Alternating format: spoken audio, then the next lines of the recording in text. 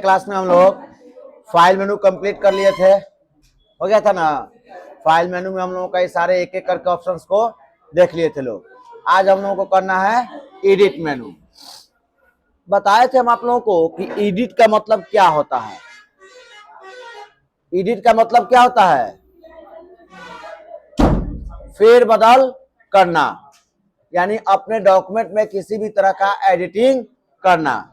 जैसे आप पहले किसी फाइल को ओपन कर लेते हैं, ओपन कर लीजिए।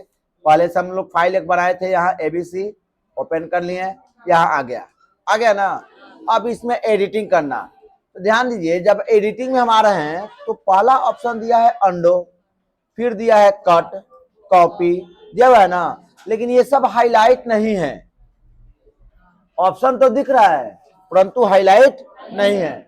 क्यों हाईलाइट नहीं है? अंडो का मतलब होता है कि एक स्टेप बैक आना, यानी अगर हम इसको सेलेक्ट करके और डिलीट कर देते हैं, अब चल के देखते हैं हम एडिट मेनू में, तो अंडो हमारा हाईलाइट हो गया। अंडो का शॉर्टकट दिया हुआ है Ctrl+Z, यानी ये इंडिकेट कर रहा है कि हमने लास्ट क्रिया जो भी किया उसको हम फिर से वापस बैक करके ला सकते हैं। अगर हम एडिट मेनू में आकर यहाँ अंडो पे क्लिक करते हैं तो हमारा वापस आ जाएगा। ये काम होता है किसका? अंडो का। ओके, नेक्स्ट है हमारा कट। अब कट का काम समझो कि अगर मान लो कि हमको यहां से चाहिए कि ये वाला टॉपिक ऊपर नहीं चाहिए, नीचे चाहिए इसके, तो सेलेक्ट कर लिए हम। जितने को हमें कट करना है, जिस टेक्स्ट को कट करना है, जिस ऑब्जेक्ट को कट करना है, उसे सबसे पहले हम क्या कर लेंगे? सेलेक्ट कर लेंगे। जैसे ही सेलेक्ट करेंगे देखिए हमारा कट हाईलाइट हो गया। अगर सिलेक्शन से बाहर कर्सर रखते हैं और हम आते हैं एडिट में और देखते हैं तो कट हाईलाइट है? नहीं है। हमें क्या करना है? इसको सेलेक्ट कर लेना है। अब आकर के देखते हैं एडिट पे, तो यहाँ हो गया कट, आ गया ना। अब हम यहाँ से कट पे क्लिक कर लेंगे, या कीबोर्ड से Ctrl+X, यानी कंट्रोल के साथ X बटन का यूज करेंगे। यहाँ से जैसे ही हम कट पे क्लिक करते हैं, ये देखिए यहाँ से क्या हो गया? कट गया। अब हमको इसके नीचे लाना है, तो कर्सर यहाँ रख दिए, इंटर करके कर्सर को नीचे लेके आ गए। अब हम यहाँ एडिट पे आए तो देखिए हमारा पेस्ट हाईलाइट हो गया। पेस्ट का काम क्या होता है? तो पेस्ट का काम क्या होता है कि जो भी डेटा हम कट किए हों या कॉपी किए हों, ध्यान रखिएगा, कट किए हों या कॉपी किए हों, उस डेटा को कर्सर के पोजीशन पे पेस्ट करने के लिए हम पेस्ट ऑप्शन का यूज करते हैं। हम यहां से तो कट कर लिए, यहां से डाटा हट गया, और हट के कहां चला गया? तो कंप्यूटर में एक स्पेस होता है जिसका नाम है क्लिपबोर्ड, जो कि कट या कॉपी किए गए डेटा को स्टोर करके रखता है। हम यहां से जैसे ही कट किए, यहां से वो हटा दिया, रिमूव कर दिया, और लेकर कहां चला गया? क्लिपबोर्ड में। और वो हम जब चाहे कर्सर के पोजीशन, जहां कर्सर हम सेट कर दें, और यहां से Ctrl+V से पेस्ट होगा, Ctrl+V करते ही यहां आ गया। अब रहा कि कट तो हमने एक बार किया, अब हम दोबारा फिर पेस्ट करना चाहते हैं तो क्या होगा? होगा कि नहीं होगा? अभी भी हमारे क्लिपबोर्ड में तो अवेलेबल है, अभी भी हम पेस्ट करेंगे तो हमारा होगा। और ये कब तक होगा?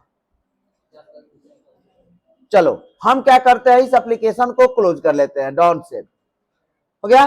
फिर से हम नया नोटपैड को ओपन करते हैं, आ गया ना। अब हम इसमें पेस्ट करना चाहते हैं जो हम कट किए थे पिछले वाले एप्लीकेशन में, जिसको हमने क्लोज कर दिया। अब उसको हम पेस्ट करना चाहते हैं, क्या होगा? होगा, आप देख लीजिए, हुआ। अब कहने का मतलब क्या है कि हम जो कट किए हैं वो कंप्यूटर के क्लिपबोर्ड में है, एप्लीकेशन के क्लिपबोर्ड में नहीं है, कंप्यूटर के कीबोर्ड क्लिपबोर्ड में अवेलेबल है। और वो तब तक रहेगा जब तक किसी और टेक्स्ट को हम कट या कॉपी न कर लें। जैसे हम यहां से फिर से क्या करते हैं, इतने को सिलेक्ट कर लिए और यहां से आके कर लिए केवल कॉपी, तो कॉपी क्या करेगा कि यहां भी डाटा को छोड़ देगा और एक इसका नकल प्रारूप बना करके क्लिपबोर्ड में रख देगा। अब अगर हम पेस्ट करते हैं, यहां से आकर के पेस्ट करते हैं, तो क्या पेस्ट होगा? पहले वाला जो हम कट किए हैं वो, या जो कॉपी किए हैं वो? जो भी लास्ट हम कट या कॉपी करेंगे वही पेस्ट होगा, पहले वाला पेस्ट नहीं होगा। और ये तब तक होगा जब तक कि हमारा कंप्यूटर रेगुलर चल रहा है, यानी बीच में रीस्टार्ट नहीं हुआ है। इसके अलावा कोई और ऑब्जेक्ट कट या कॉपी न किया गया हो। इसके अलावा अगर हम कॉपी किए हैं नोटपैड से और हम चल करके किसी और एप्लीकेशन में पेस्ट करना चाहते हैं, जैसे पेंट को, हम यहां से पेंट को ओपन कर लेते हैं।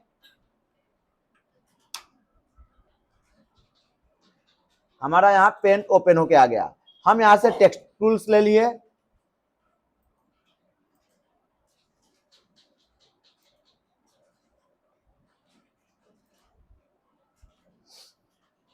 यहां से टेक्स्ट टूल्स आ गया। इसके टेक्स्ट के साइज को छोटा कर लेते हैं 12।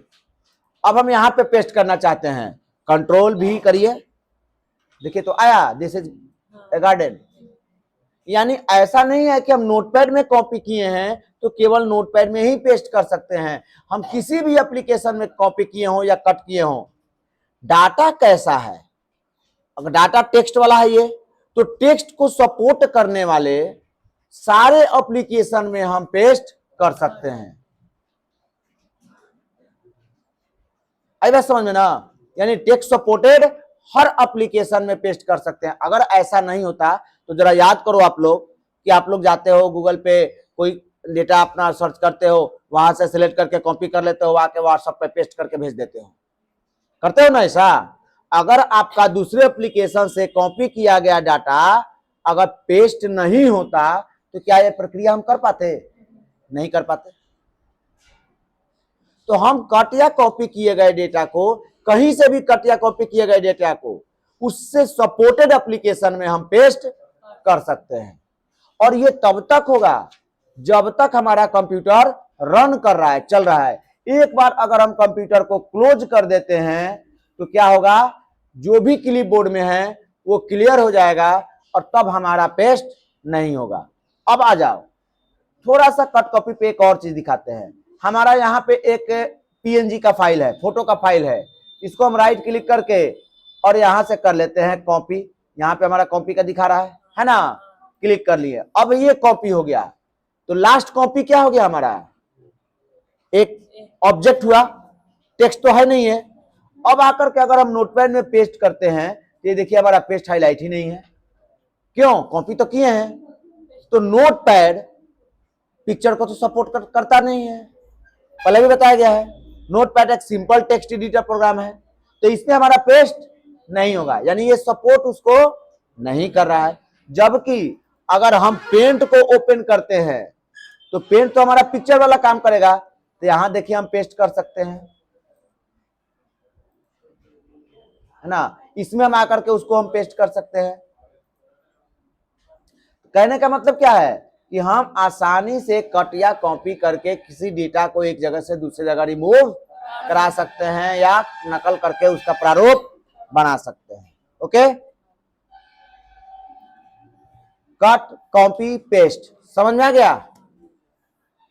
किसी को डाउट हो तो बोलिए। नेक्स्ट है हमारा डिलीट। डिलीट का काम क्या होता है? तो सिलेक्टेड टेक्स्ट को या ऑब्जेक्ट को अगर हमें डिलीट करना है तो हम डिलीट ऑप्शन का यूज करते हैं। लेकिन अभी डिलीट हाईलाइट नहीं है, क्यों? क्योंकि हमारा कोई भी टेक्स्ट सेलेक्ट नहीं है। अगर हम इसमें से केवल गार्डन को सेलेक्ट कर ले और हम यहां से आए तो देखिए हमारा डिलीट हाईलाइट हो गया। हम यहां से भी डिलीट कर सकते हैं या कीबोर्ड से डिलीट बटन को प्रेस करेंगे तो हमारा क्या हो जाएगा? डिलीट हो जाएगा। अब डिलीट कर दिए, ये भी तो डिलीट हो गया। अब डिलीट हो गया तो क्या ये भी क्लिपबोर्ड में गया? कट किए हैं तो वो भी हट गया है, डिलीट किए तो भी हट गया। जैसे हम यहां से स्कूल को सिलेक्ट करके कट कर रहे हैं, सिलेक्ट कर लिए हैं स्कूल को और यहां से आके हम कट कर लिए हैं तो ये भी यहां से हट गया, और डिलीट किए हैं वो भी हट गया। तो क्या डिलीट किया हुआ हमारा क्लिपबोर्ड में जाएगा? नहीं, वो हमारा डिलीट किया हुआ क्लिपबोर्ड में नहीं जाएगा, केवल कट या कॉपी का ही डाटा क्लिपबोर्ड में जाता है। अब डिलीट जो किए हैं, कई बार अगर मन में ही आ रहा है कि डिलीट किया हुआ डाटा कहां गया, अगर हम किसी फोल्डर को डिलीट करते हैं, जैसे ये हमारा फाइल है, इस फाइल को अगर हम डिलीट करते हैं, सिलेक्ट करके हम यहां से डिलीट कर दिए, हो गया डिलीट, तो ये कहां जाता है, रिसाइकल बिन में, बताया गया है ना। यहां से हम अगर आते हैं, रिसाइकल बिन यहाँ पे है, इसमें क्लिक करके देखते हैं तो माई फर्स्ट फाइल का नाम का है क्या, तो ढूंढते हैं,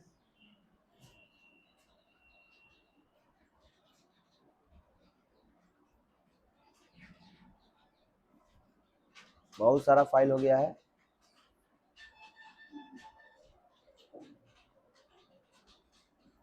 एम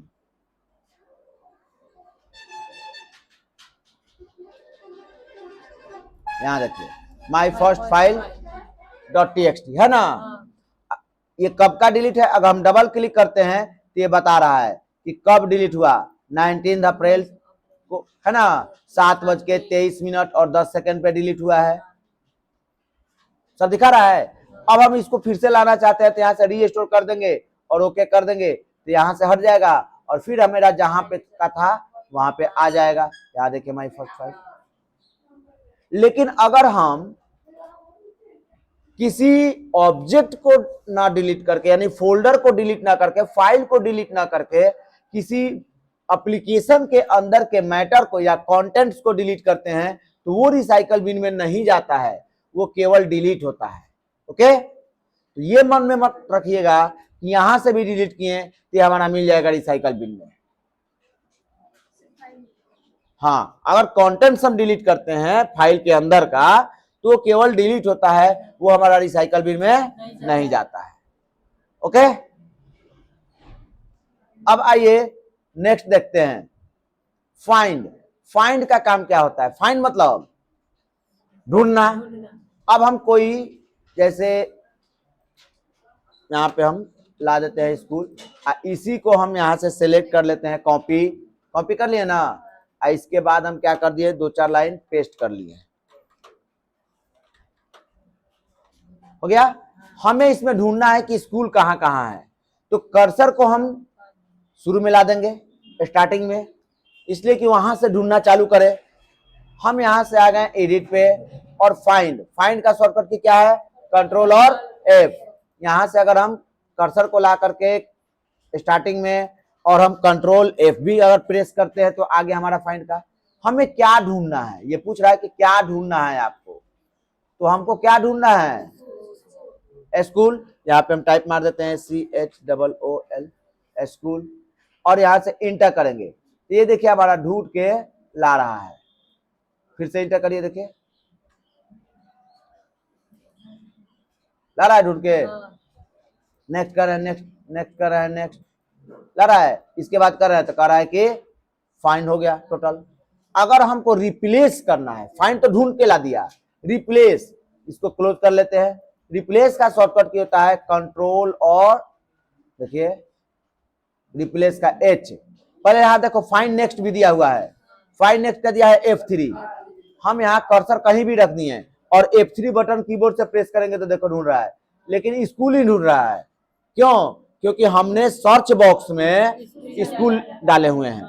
अगर हम फिर से कंट्रोल F करते हैं और यहाँ स्कूल को हटा देते हैं और यहाँ डाल देते हैं गार्डन, और एक बार इंटर करके इसमें सेट हो गया, यहाँ से हम क्लोज कर देते हैं, हटा भी देंगे अगर। अब अगर हम F3 करते हैं तो ये गार्डन को ढूंढेगा, है ना। और रिप्लेस का होता है कंट्रोल और H। ये देखिए 2 बॉक्स लाएगा, किसके जगह पे क्या लिखना है, 2 अलग अलग जगह ला रहा है।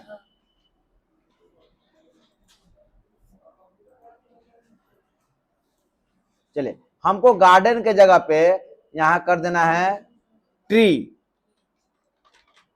अगर हमें एक रिप्लेस करना है तो रिप्लेस करेंगे तो पहले को सिलेक्ट कर लिया, और ये हमसे ऑर्डर मांग रहा है, यानी कि हमसे इंस्ट्रक्शन मांग रहा है कि क्या इस गार्डन को रिप्लेस करना है। यहां से कर दिए रिप्लेस, ये देखिए क्या कर दिया। अगर हम यहां कर देना रिप्लेस ऑल, तो जितने भी डॉक्यूमेंट में गार्डन लिखा हुआ है सबको एक बार में कर देगा।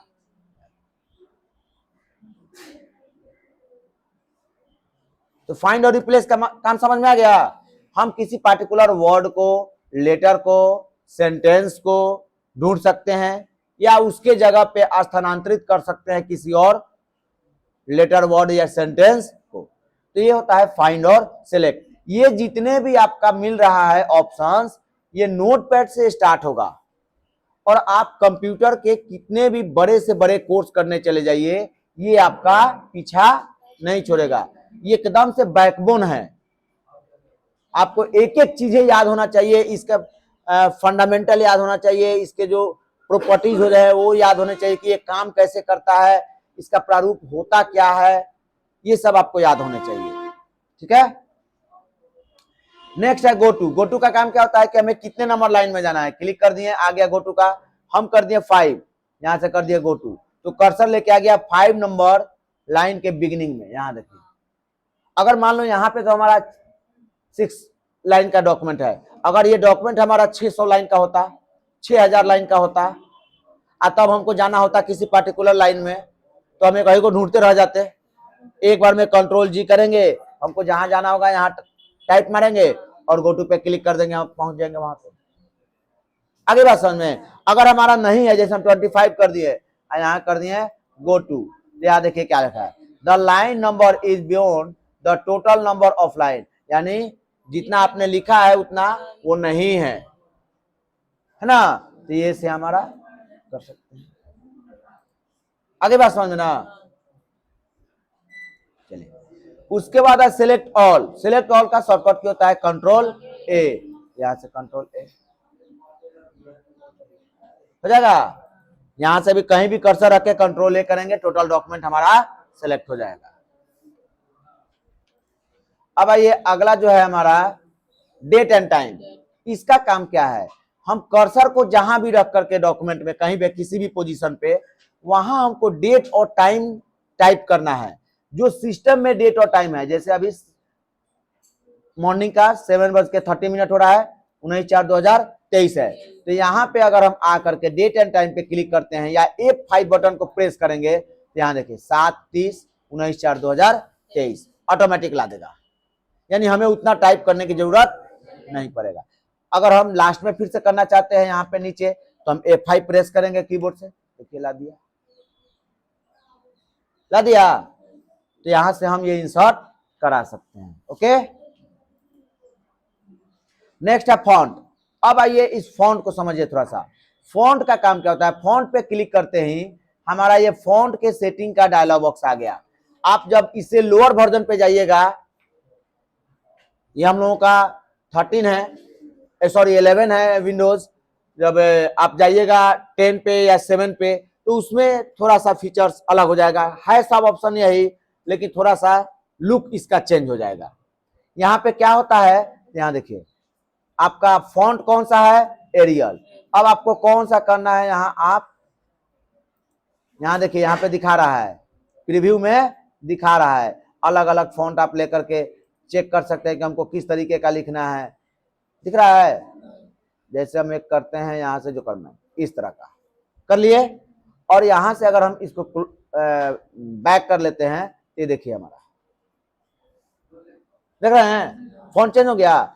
अगर हम सिलेक्ट करके भी चेंज करना चाहते हैं कि केवल उतना ही का हमारा हो, तो भी इसमें क्या होता है कि हमारा टोटल चेंज कर देगा, एक को चेंज नहीं करेगा। जैसे कर लिए, यहां से बैक करिए, तो क्या हमारा सिलेक्टेड हुआ कि टोटल हुआ। तो इसमें हम पार्टिकुलर वर्ड को या सेंटेंस को हम चेंज नहीं कर सकते हैं, इंटायर डॉक्यूमेंट हमारा फॉन्ट को चेंज कर देगा। इसके अलावा फॉन्ट के साइज को हम बढ़ा सकते हैं, यहाँ से यहाँ स्टाइल चेंज कर सकते हैं। जैसे हमारा रेगुलर है, इटैलिक, इटैलिक क्या करेगा, हल्का सा तिरछा लिखेगा, इटैलिक करके, और यहाँ से हम बैक करते हैं, देखिए हमारा हो रहा है, तो यहाँ से हम कर सकते हैं। इसके अलावा आपका और भी है, इसमें बोल्ड भी आता है। अगर अलग कोई हम फॉन्ट चूज करते हैं, जैसे एरियल को लेते हैं, देखते हैं कहाँ है,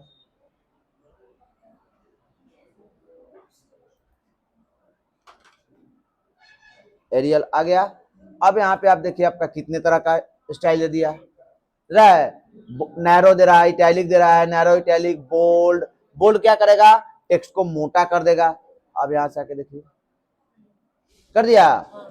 तो यहाँ से हम इस सब सेटिंग्स कर सकते हैं। यहाँ से साइज को हम घटा बढ़ा सकते हैं, है ना। यहाँ से हम जैसे हमको करना है 50 इंटर। अब यहाँ से आकर के आप साइज देखिए, आगे बात समझ में ना। तो यहाँ से हम फॉन्ट के सेटिंग्स को यहाँ से चेंज कर सकते हैं, हो जाएगा। अब आइए नेक्स्ट है व्यू। व्यू मतलब क्या, देखना। हम अलग अलग व्यू से अलग अलग तरीके से डॉक्यूमेंट को देख सकते हैं। जैसे जूम, हम जूम इन करना हो, यहाँ कंट्रोल और प्लस दे रहा है, तो हम कीबोर्ड से भी कंट्रोल और प्लस करके देखो इस पेज को जूम कर सकते हैं। ये पेज को केवल जूम कर रहे हैं। अगर हमको छोटा करना है, कंट्रोल और माइनस करके हम कर सकते हैं। बड़ा है पेज को छोटा बड़ा, तो जूम इन और जूम आउट हम कर सकते हैं। ओके, अभी हमारा पेज किस पोजीशन पे है, यहाँ पे देखिए 70%। अगर सपोज करो कि हम पेज को इतना बड़ा जूम कर दिए, अब हम डॉक्यूमेंट को प्रिंट करते हैं, तो मेरा कितना बड़ा प्रिंट होगा, क्या जो दिख रहा है इतना ही बड़ा होगा? नहीं, केवल हम पेज को ना जूम किए हैं बड़ा करके देखने के लिए। अब एक बात बताओ कि अगर हम एरोप्लेन उड़ते हुए आसमान में काफी ऊपर चला गया, तो क्या उसका वास्तविक साइज छोटा हो गया कि हमें छोटा दिखाई देता है? कि उसका साइज तो वही है, निकट आ गया तो बढ़ गया, बड़ा हो गया? नहीं ना, उसका वास्तविक साइज तो वही है। तो वास्तविक साइज जो होता है वो 100 होता है। तो हम पेज को केवल निकट ला रहे हैं बड़ा करके देखने के लिए, या दूर ले जा रहे हैं छोटा करके देखने के लिए। हमारा जो वास्तविक साइज है वो वही रहेगा, उसमें कोई बदलाव नहीं होगा। आप अगर हम प्रिंट करने जा रहे हैं, प्रिंट यहां से, और प्रिंट कर रहे हैं, जैसे कि हम प्रिंट करके देख रहे हैं पीडीएफ में, यहां से ओके कर लिए, करेगा सेव करने के लिए। हमको यहाँ पे पी 3 गो लिख दिए, 4 गो, और यहां से कर दिए सेव। डेस्कटॉप पे हो रहा है ना। अब देखते हैं कि प्रिंट कैसा हुआ, क्या इतना बड़ा हुआ? चलिए, यहाँ पे आपका आया है ना, डबल क्लिक करके ओपन करते हैं।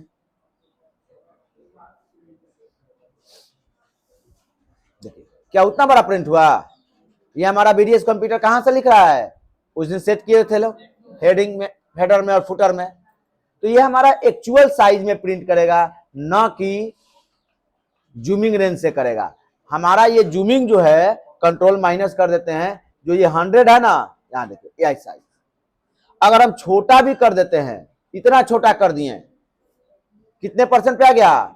20। और भी करके देखते हैं, ये देखिए 10 से नीचे नहीं आएगा। अगर हम अब प्रिंट करेंगे तो क्या इतना छोटा छोटा प्रिंट होगा? नहीं, हम पेज को केवल हम अपने से दूर लेके चले गए हैं। अब यहां से अगर हम प्रिंट भी करते हैं तो क्या होगा हमारा, फिर से करके देखते हैं, प्रिंट 2 करके नाम से, है ना। अब चल करके देखते हैं कि क्या ये इतना छोटा प्रिंट हुआ है। यहां पे आया है, सिलेक्ट करके डबल क्लिक करिए और देखिए तो साइज वही है। तो हम जूम इन जूम आउट केवल पेज को बड़ा या छोटा करके करने के लिए करते हैं, ना कि हमारा प्रिंटेबल साइज अलग हो जाएगा। प्रिंटेबल साइज जो हमारा 100 है वही रहेगा। और अधिकतम कितना कर सकते हैं, तो यहां देखिए प्लस करते जाइए, देखते जाइए कितना हो रहा है। ये देखिए 500 पे आकर रुक गया, इससे ज्यादा नहीं हो रहा है। यानी अब यहां से एक क्वेश्चन निकला कि नोटपैड का मिनिमम जूमिंग कितना होता है, 10, मैक्सिमम जूमिंग कितना होता है, 500, और एक्चुअल साइज क्या होता है, 100। गुड। अब यहां से हमको एक बार में जैसे एक्चुअल साइज में हमको लाना है, तो उसके लिए क्या कर रहा है, कंट्रोल और 0। अब मान लीजिए हम इतना जूम कर लिए, हमको एक बार में एक्चुअल साइज में लाना है, तो कंट्रोल और 0 कर दिए। देखिए हमारा किस साइज में आया, 100 साइज, 100 में आ गया। ये होता है हमारा एक्चुअल साइज। समझ में आ गया। अब आइए स्टेटस बार, हमको नीचे स्टेटस बार चाहिए कि नहीं चाहिए। यहां से अगर आकर के हम स्टेटस बार को हटा देंगे, ये हट गया। फिर लाना हो यहां से हम लगा देंगे, आ जाएगा। ठीक है। एक और ऑप्शन है आपका वर्ड रैप।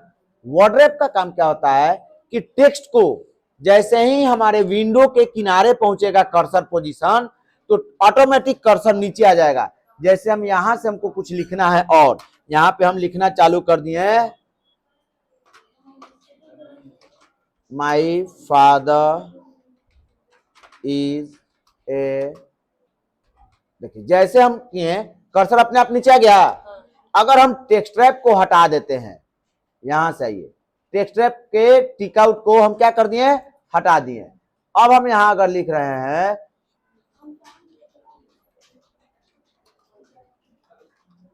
अब क्या कर रहा है, इधर से टेक्स्ट अंदर जा रहा है और एक ही लाइन में लिख रहा है। क्या कर्सर नीचे आ रहा है?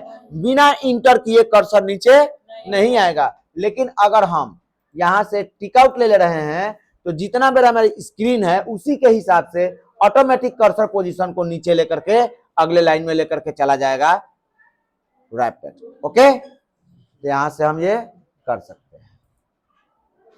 आगे समझ में? तो नोटपैड के जितने भी फीचर्स हैं वो हम आपको क्लियर कर दिए। अब आपका काम है